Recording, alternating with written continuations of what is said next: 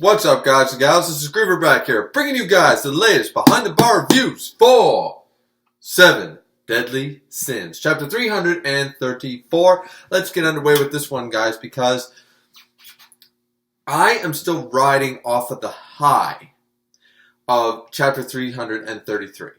You guys know it was a very long review. It was very in-depth. I even got a little choked up during the review. I don't know if you guys caught that, but I was. After rereading and reading and reading, it's probably the most emotional I've been in all of Taizai. Now, I don't know why. I can't for the life of me figure out why I thought just because Nakaba had this great, almost perfect chapter with problems because of the arc but not the chapter itself, I let myself get delusioned that, okay, the Demon King is finally done. He actually had the balls to kill off Escanor, the greatest sin, praise the sun, praise to Escanor. For some reason, I firmly believed that it was over. That Nakaba got caught up in some bad writing, in a bad situation. He didn't know how to write his way out of it well. But now, with the death of the Demon King and the power scale and the battle's over, from now on, whether this is the end of the series, it almost looks like the start of a new arc more than that, or a transition chapter. However, right here, it's like, okay, maybe the bad stuff is over. But then, I know that my good friend Sundown Rider, and go check out his channel, when he reads this in the next few days, because it's usually always a few days after the chapter comes out, go check him out, because I have a distinct feeling I know the exact word he's going to use about halfway through this chapter, and he's going to say, "This is bullshit."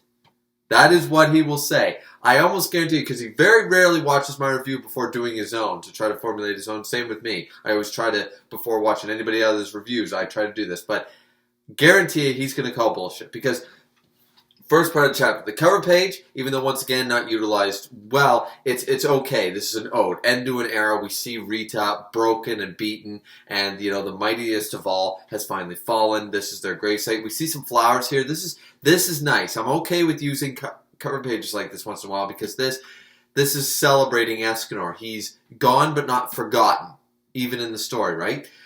Because we see that there's flowers there and stuff, so they did set up a grave for him where he vanished into dust and he died. I'm assuming that's where they put Rita. Meliodas must have carried Rita over there, smacked it into the ground, they laid flowers, all that stuff. Would have been nice to see this, like a proper funeral, even if it was only the first 3 pages or so of this chapter, because what we get instead is something that could have been summarized and was completely unnecessary for the first half of the chapter. I'm serious. Could have all been solved, because instead of getting the reaction, the one drawback of the last chapter that I heard was that the 7 deadly sins weren't emotional enough. I saw some great body language in Merlin and her reaction and stuff. And I also saw the body language of Deanne and King and Gother, for example. They had a very good, the denial that what was happening in front of them, they refused to face it sort of idea at the very beginning. That was good enough for me. It could have been done better, yes, but I could accept it. I could accept what it was.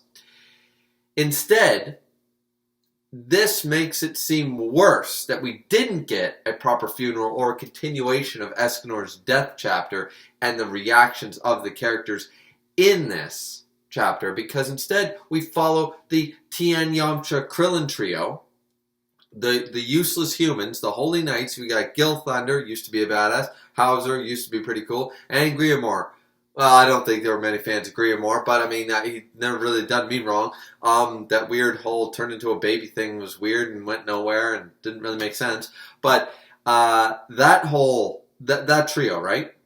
Basically, we get reactions from everyone at the beginning of this chapter. We see Dreyfus, we see Hendrickson, we see Jericho, and everyone's like, the Demon King, the presence is gone, the war is over, yay, Bartra, yay, war is over, yay, Gil Thunder, yay, war's over. And then we get a bit of the news that Lord Escanor has passed away. One of the great 7 deadly sins has actually met their end. This is something that is kind of interesting. to see, okay, so the news has traveled. They didn't try to keep that from anybody. They didn't lie or something. I don't know why I thought they might. I thought they just might, push past that and everyone would celebrate and maybe they'd have a different reaction as a result of finding out that Escanor was actually, he didn't go away. He didn't recover from his injuries. He's dead. They were open and honest with that. I don't know why I thought they wouldn't be, but that being said, basically Gil Thunder's broken up about this.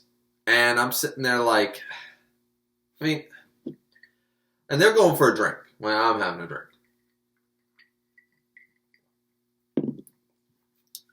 They're going for a drink because they want to kind of get drunk tonight. They end up at Griever's place. They want to get drunk because Gil Thunder's crying about this. And Hauser and, they're like, what's the problem? It's like, Lord Escanor's dead. I can understand if it was Meliodas or Meliodas had left. But Gil Thunder, badass Gil Thunder crying, and the art isn't like the best. Like there was some stellar art last chapter, but this isn't a manly cry. This is a baby bitch, like big bubbly, tears crying. It's not a single, like Aragorn stare after the end of Boromir's death in the Lord of the Rings. It's not Super Saiyan 2 Gohan transformation cry. It's not the man cry. This is a baby bitch cry. And it doesn't suit Gil Thunder very much. And I understand that Escanor actually had one interaction, it seemed. Like, oh, well, even in his young form, he saved them from the little, the baby Endora thingy. That was a total joke. That shouldn't stem, why would Gil Thunder be that much more broken up than Hauser or Griever or anybody else? I just don't get his big reaction. Like, as I said, now I am kind of ticked about the reaction of the Sins in the last chapter because even Bond, we didn't see Bond or Meliodas or anybody else have a real tear or a reaction. We didn't see them. And we get Gil Thunder? Next chapter, we get Gil Thunder reacting harder than half of the goddamn Sins did to Escanor's death. And they were standing there when it happened. So, yeah, this kind of bothered me right off the bat. I don't mind following them for a while to lead us into a transition period, but the fact is that this could have been done so much better with the Sins involved, not the Tien, Krillin, Yamcha useless trio, right? So after that, and just so we're clear, guys, I do like Tien, I do like Yamcha, and I do like Krillin. It's just that they became the trio of useless. Watch Dragon Ball Z if you don't know what I'm talking about. And right here's where they do go to Griever's. They're like, well, let's get drunk and they're talking about Escanor and stuff. I'm like, good. At least they're still referencing it, and they're not just, okay, he had his big chapter, and now we're forgetting about it for the rest of the series. With maybe a mention here or there. No, this chapter still got a lot of nods and dedication to him. The cover page, the end part, stuff like that. So they're like cheering, like, to the 7 deadly sins, to the defeat of the Demon King, to the Lion's Sin of Pride, blah blah blah. So they're there drinking. And then here's where the bullshit comes in. Here is where the bullshit comes in. We get... Anybody remember Vivian? Anybody remember I don't even know why this was a plot thread, because it didn't actually go anywhere. Like, yeah, Margaret got taken over. Like, was it just an excuse to get Gil Thunder and Henny on the side? Like really, this was a lackluster conclusion to this plot thread. You had Margaret sacrificing her will over to the leader of the Archangels just so she could get Gil Thunder back because Vivian had stolen him away into some friggin' sealed up cabin place where he couldn't leave, some dimension place, I forget because it was so boring and useless. And then they basically just show up. And he's like, yeah, okay, like, that's my deal with Margaret. I'll take care of it.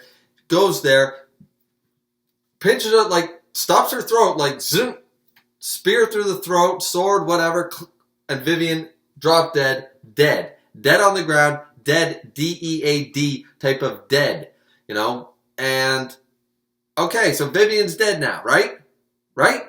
That useless plot thread is done, and then the whole Margaret thing like shows up. Like, that worked the way it is. But now, like, it was kind of lackluster then, because then it never really went anywhere. Like, we could have had this whole final confrontation between this, like, unrequited love from Vivian and then Margaret, and Margaret fighting over, and, like, we could have had a better thing, considering this is kind of like Inuyasha in the sense that it's got shonen elements, battle, but it's also romance, a lot of romance in it.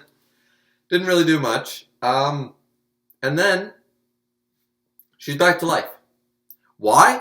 Because off screen, I don't remember this, and I might be forgetting something. I might. I didn't go back and reread anything, so this section, this little rant part for the next couple of minutes, might be totally useless, and I might be just full of shit. Keep that in mind. But that's the last I remember of Vivian. Stabbed to the neck, dropped to the floor, end. No background panel of Dreyfus mentioning anything to Hendrickson. No Hendrickson looking down and actually using druid spells to heal her. None of this shit that they try to say is happening here. Oh, not only that, but somehow Hendrickson's healing spells breaks her curse. I could buy it if she came back to life. That would still be a shitty retcon, and she shouldn't come back to life because then you got to worry about the Escanor thing, you know. But if this is the case, I could buy it that the curse would be lifted after death. Merlin put a curse on her. We remember that, the whole pain thing, blah, blah, blah. It didn't really do anything because she's like a sadist or whatever. Or, no, she's a masochist? I don't know. Anyways, I'm not into the BDSM stuff, guys. Spoilers. So, I don't know the term for it, but basically she likes the pain. Like, yes, hurt me more, step on me, that kind of stuff, right? She was getting off on it. And after this, like, that's all fine and good, but if she didn't die because Hendrickson healed her, and last time I checked, Hendrickson can't bring someone back from the dead. If she wasn't dead, and she was on the brink, and Dreyfus, for some reason, why would Dreyfus do this? It makes no sense. And Vivian now has turned 180, that Dreyfus is the one who she's in love with now, and can love her back, and she's forgotten all about Gil Thunder and stuff. I'm like, first off, this is the worst type of writing, and just switcheroo plot device for some stupid, like, no, none of this makes any sense. Where was there any indication between Dreyfus and Vivian? Where is there any indication that Dreyfus would actually want to save Vivian, or any of that? He's been trying to live it on the noble life. At this point, my will is as strong as my sword. He sacrificed himself to Fraudred for a friend to save Hendrickson. This makes no sense. Vivian is just friggin' batshit nuts. There is no sense. The amount of damage she did in the first arc, there's no forgiving, there's no understanding, there's no sympathy. She's in love with the guy to a crazy level. Like, like some Batman Joker level of just obsession. Some Harley Quinn level shit, and Gil Thunder's her Joker. That is all Vivian's character, start and period. There's no reason for Dreyfus or Hendrickson to go along with it and heal her. Especially since he was all, yes, Lord Rudicel, Lord Ludishel, Lord whatever he's calling himself these days. I don't know what the official translation is. I keep forgetting. Leader of the Archangels. Yes, God is clan. I will follow you. Dreyfus is like, I don't really trust this bitch. And Hendrickson is like, oh yeah, Lord Ludishel. Lord be, Lord praise Jesus, and hit your whatever. So, that was Hendy.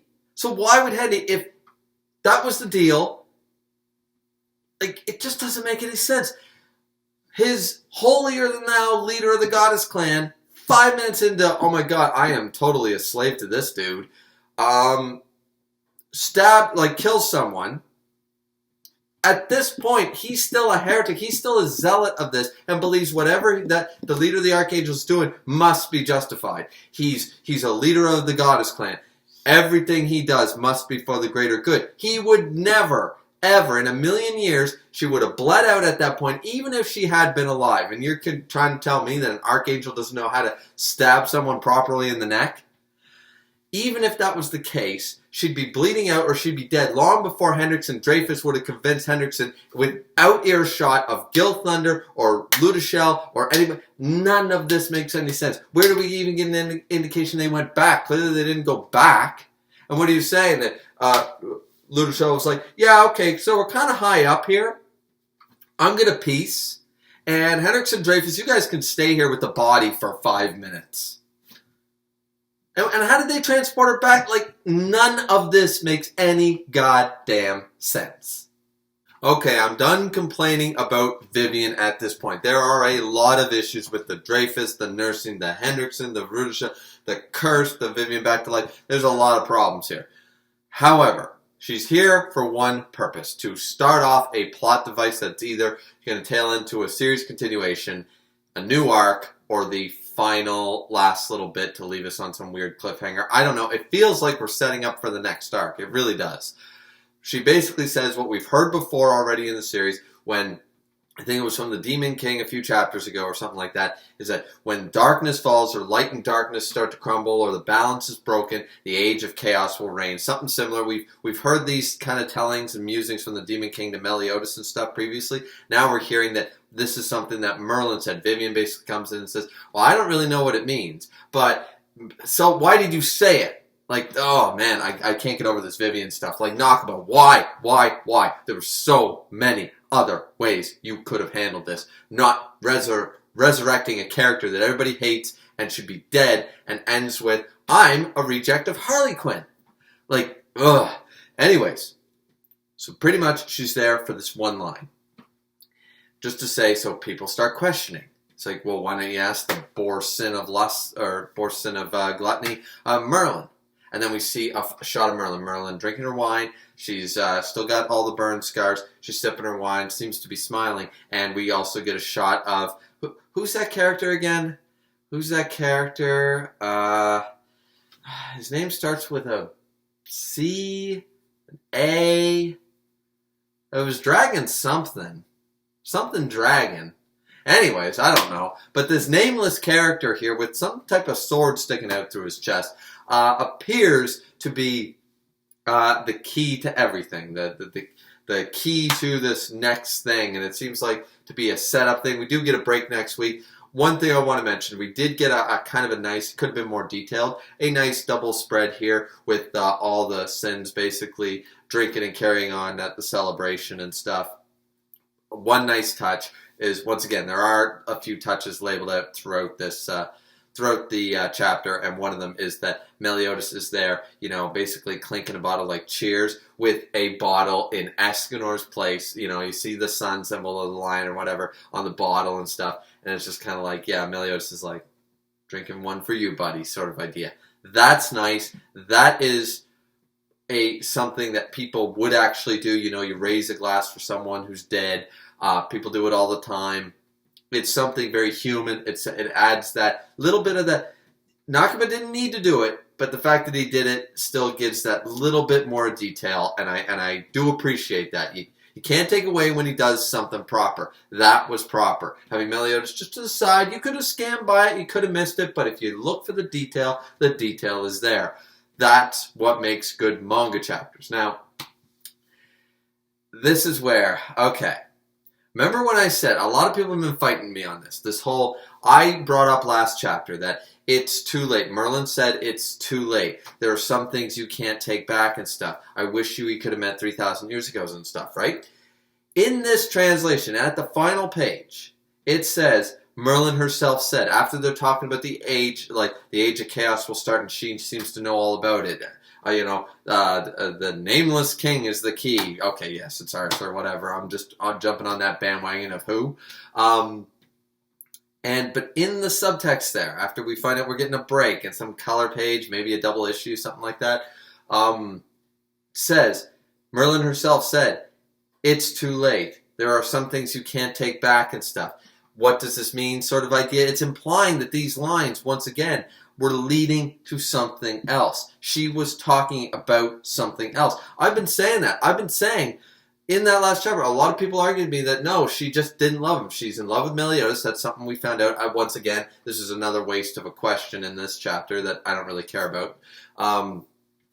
But we do know from, I believe it's a Q&A, that Merlin is actually in love with Meliodas. A lot of people just summed up she couldn't fall in love with Escanor because she's in love with Meliodas. That's the long and the short of it. I argued that no, I think there's some other reason. I think that she distanced herself. she could have fallen in love, but maybe she can't. I brought up a lot of theories in my other review, guys, and I think it's my most watched video now on all of YouTube, so that's really exciting. So I'm sure everyone watching this review has watched that and heard all my reasonings.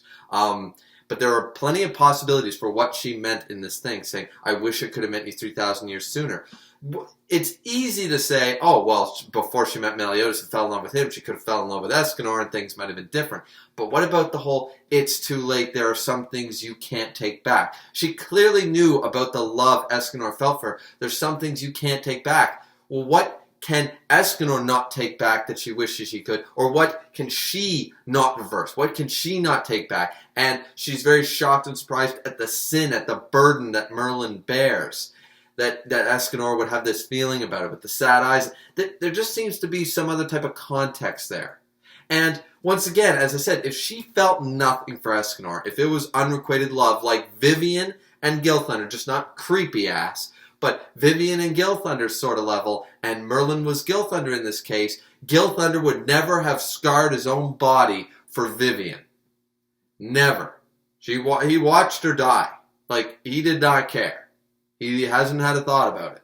So, though we do get one awkward panel in this chapter, I will say, where he's looking on Hauser thinks like, oh, did you actually start having feelings for Vivian? He's like, no, that's not it, but he's like looking on and something going on there. I'm curious what that's supposed to represent or mean. Is Gilthunder thinking something that I'm just too stupid to figure out? I don't know. But suffice to say, there's something else going on here. Merlin did not need, yes, the pity kiss.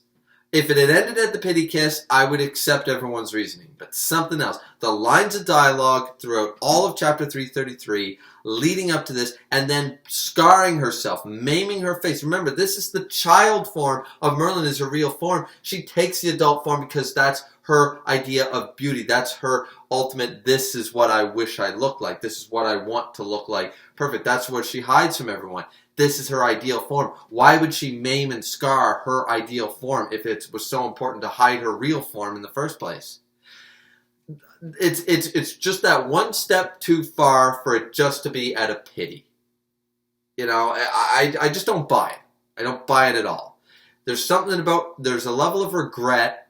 There is still a level of feeling. Maybe not true love, but there is a level of feeling there, a level of grief, a level of regret.